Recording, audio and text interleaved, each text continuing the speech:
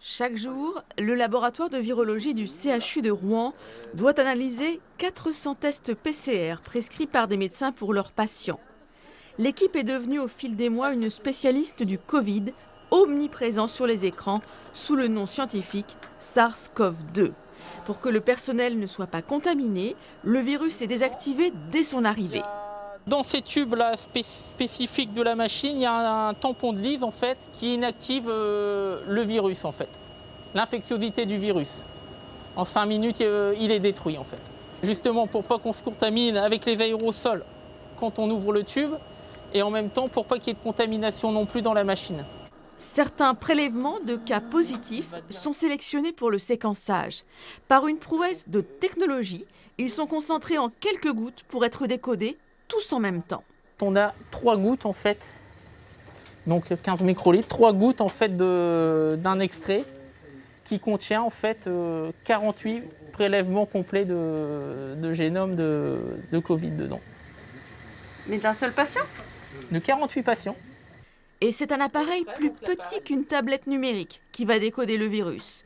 Est-ce un variant Omicron, Delta ou un nouveau variant ? Il permet de décoder donc le génome du Covid, du SARS-CoV-2, donc à travers donc cette petite machine qui est un séquenceur haut débit. Donc ça va détailler en fait la carte d'identité du virus. Combien de temps il faut ? Alors il faut 24 heures d'analyse. Ce laboratoire a pu acheter ce séquenceur grâce à l'association normande Les Mains Vertes du Cœur, des propriétaires de jardins qui ouvrent au profit de la Fondation Charles Nicolle. Grâce à cette belle intention, des patients grièvement malades du Covid ont des traitements mieux ciblés. En fonction du variant déterminé et des profils de mutation qu'on va regarder, certains patients seront éligibles à des thérapeutiques, par exemple les anticorps monoclonaux.